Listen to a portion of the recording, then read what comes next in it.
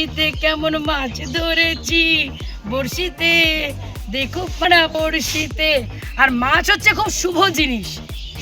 এই বিষ্ণুপুর লোকসভা কেন্দ্রে তৃণমূল কংগ্রেস প্রার্থী আমি সুজাতা মণ্ডল আজ বুঝলাম আমার সমস্ত নেতৃত্ব কর্মীদের সাথে যে মানুষ এবার বিষ্ণুপুর লোকসভায়, রামসাগরে, 7টি বিধানসভায় সব জায়গায় এবার তৃণমূল কংগ্রেসের জয় জয়কার হবে, জোড়া ফুল ফুটবে।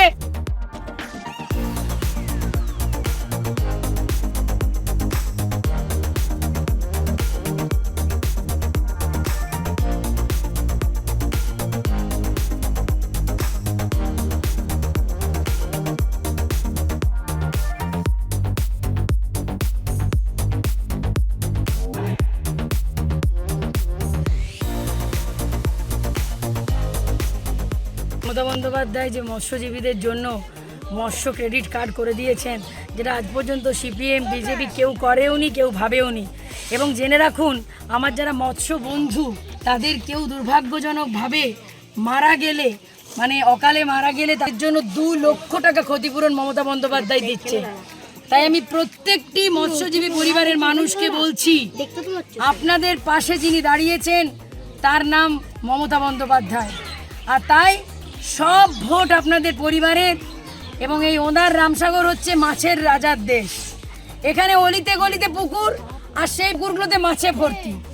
তাই সমস্ত আমি এখানকার মৎস্যজীবী, মৎস্যপ্রেমী, মৎস্য চাষি মানে ভাই বোনেদের বলছি, মা বোনেদের বলছি, দাদা দিদিদের বলছি, আপনারা প্রত্যেকটি ভোট এবার জোড়া ফুলকে দেবেন এবং মমতা বন্দ্যোপাধ্যায়কে দেবেন।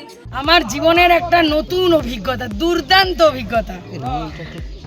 আমাকে আজকে দীর্ঘদিন ধরে সবাই বলছিল যে আমি যেহেতু ত্রিপুরা জেলা পরিষদের মৎস্য এবং প্রাণী সম্পদ কর্মাধ্যক্ষ, তাই আমাকেই আমার এই রামসাগরের মানুষরা বহুদিন ধরে বলছিল, দিদি এসো আর মাছ ধরে একদম আমরা চলো মাছ খাবো। আজকে আমি প্রচারে এসেছি ওনার এই রামসাগরে, সেখানে একাধিক পুকুরে জাল ফেলছি আর মাছ উঠছে।